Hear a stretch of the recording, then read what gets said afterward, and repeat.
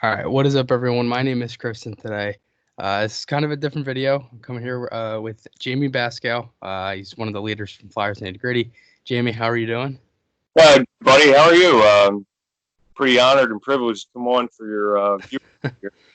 So anytime you get to come on or do some stuff before July, United States military for keeping us safe. Past present, without the brave men and women that have served for this country, we wouldn't be here doing this today. So shout out to y'all.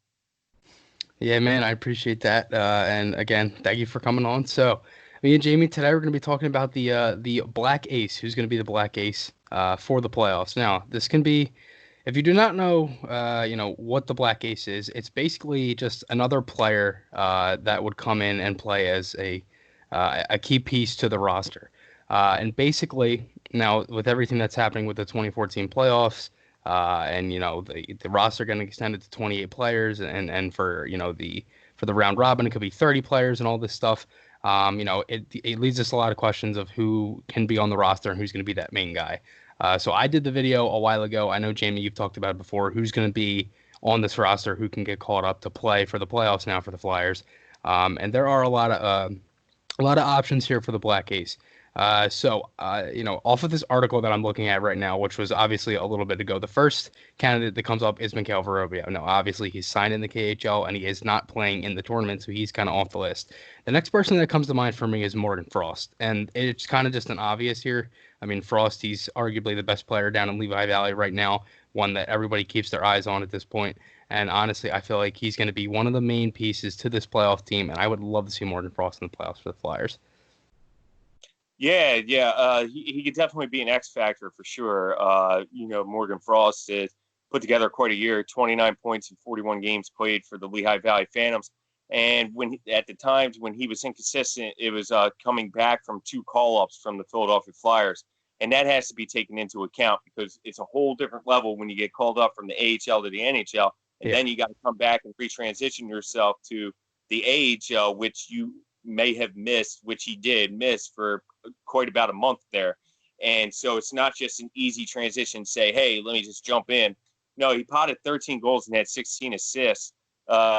Pretty impressive. But what impressed me the most was towards the tail end of the year, he became more defensive, and you could tell with the Phantoms he became more confident. And with the Flyers, for that matter, his second stint with the Flyers, and typically that happens. It's hard to judge off his first game because his first game was a hell of a game where he went roofed one over Sergei Bobrovsky, Yeah. a former Yeah. Business Trophy winner, a two-time Business Trophy winner. At that, so and he roofed a hell of a goal there, So things got off to a great start with him, and then he started to slow down because typically that happens to a lot of rookies when they transition from the AHL to NHL, and their first call-ups are on such a high, and then there's a low, but it depends on how long you can stay in that low and get out of it. And Joel Farabee did a phenomenal job of getting out of it. He went on the Yeah. line, still producing in the same token, producing in the sense of where he would play solid defensively.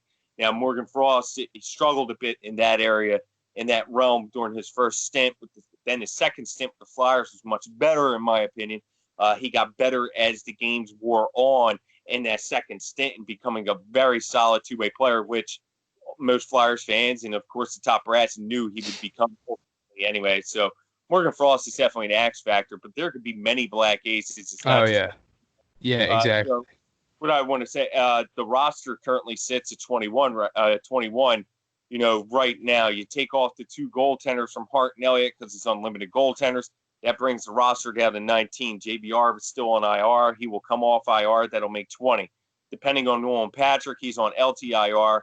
That can make the roster at 21 if he's healthy enough to go to the hub city.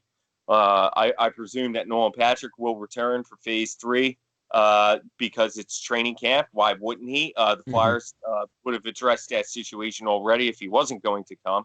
So in my opinion, he is coming because Chuck Fletcher's always remained optimistic that he would return at some point.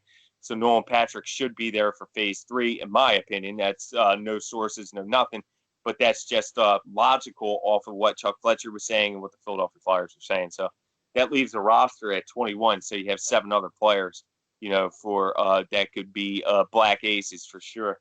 Yeah. Exactly. And honestly, like I thought about this a lot because I talked about it with you, your Eve as well. Like, who could it actually be? And like I thought about it. Like Chris Stewart's one that I honestly like thought of, and then I'm like, this it wouldn't be that bad of an option if Stewart were to play, and I wouldn't be mad at it. I mean, Stewart he hasn't necessarily played that much this season, and he's not necessarily he and everybody he's not necessarily that big of a fan favorite. Not many fans like him, but realistically, he's brought in here to do his job, and I think he's a good locker room guy. And I honestly wouldn't mind seeing him in the playoffs for the Flyers. Yeah, I like Chris Stewart a lot. He's done a lot for me in particular, and a lot for our writers in particular. In Flyers Nitty with that awesome interview that he gave us in what was it around December, where he aided Nolan Patrick and stuff like that. You saw a human side of Chris Stewart really take the reins of what Wayne Simmons was, and Stewart just came in and provided that leadership in terms of Wayne Simmons. But now this is a different beast, and now I would leave Chris Stewart off, and the reason is because the rules for phase 3 and phase 4 protocol are going to come out. Now, depending on what that may say limited contact. And if that's the case, then there is no need to, in my opinion, to have a Chris Stewart because there wouldn't be that much more physicality. So let's see what this rules 3 and 4, phase 3 and 4 protocols say when CBA should be ratified and approved by this weekend, hopefully by Sunday. But irregardless, a person that I could realistically, so we know for a fact, based off the audio and interviews from this past week, Connor Bunneman will be there, Carson Shorwinski will be there, German Rupsoff will be there because he's been practicing. So that brings the roster now up to 24. That includes Nolan Patrick, conversing to the hub city. So you have 4 spots left. Who are you going to bring? Maxime Sushko, David Kasha, Andy Andreoff is possible because he has playoff experience. I'm looking for people that, like Andy Andreoff has playoff experience. So in my eyes, why not? Why wouldn't he be there? So, He also has experience with the Flyers this year too. Yeah, exactly. And so he's only played in 1 playoff game, but that he was around the team enough, during the playoff runs that, that he garnered some playoff experience that way, just being around. So to me, that is a key asset. So you're at 27. You only have room for, 1 more player, and who is that going to be? It could be possibly Cal O'Reilly. You think there's any way we see Isaac Ratcliffe? No, I don't think he's ready. In my opinion, I don't either. No. To be honest with you, I'm a huge fan. Everybody knows how much I love Isaac Ratcliffe. He's done a lot for my career in particular for the past 4 or 5 years. Jesus, he's helped me out tremendously, and I have a really good relationship with Isaac, and it has nothing to do with taking him away from Isaac Ratcliffe. Unfortunately, in my opinion, he's just not ready, and he needs a little bit more time. But that's just my personal opinion. I've been wrong in the past, so I could be wrong again. But no, it'd be quite interesting to see who garners that 28th spot there. Yeah, definitely. So Flyers are going to have 30 forwards, for phase 3 training camp, and they got to reduce by 2 at this particular time. It's 28. So they're allowed 30 and 4 over 4 goaltenders with, for phase 3 training camp. So we'll see how it goes. Yeah, definitely. And just to go off here at the end with not as much offense, but as a defense side, if there's anyone we could see defensively, maybe Andy Welinski, Nate Prosser, or anyone along those lines.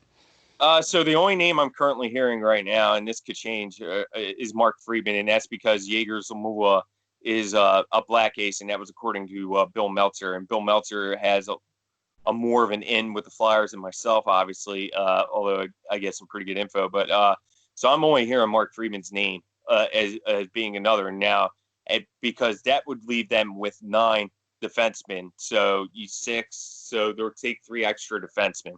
In terms of, Ghost, with Ghost possibly being an extra or not, or 8 an extra. Robert Hagg, yeah.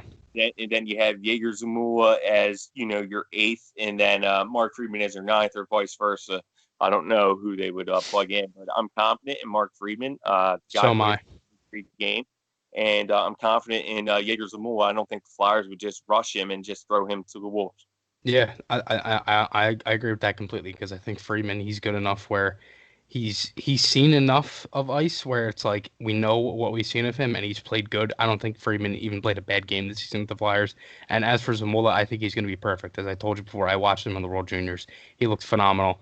And I cannot wait to see that kid in a Flyers jersey at some point. But Jamey, I appreciate you coming on Yeah, and talking here.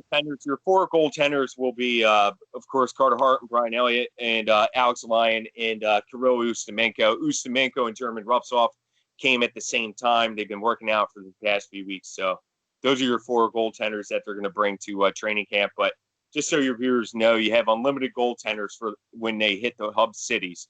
So, yes, they will be taking four, but if, God forbid, their injury lies and they lose possibly, three or something like that of goaltenders, they have unlimited goaltenders as of right now. So That's good to know, and it's definitely good to hear as well. But again, Jamey, I appreciate you coming on, talking here about the Black Aces. Remember, guys, shout out to Jamey. look for Maxime Sushko, because I'm telling you that dude has a lethal wrist shot. Okay. So, I mean, to me, out of everybody in the farm system right now, Maxime Sushko is that. I think he's got the best wrist shot in the system. Okay. I would definitely agree with that as well.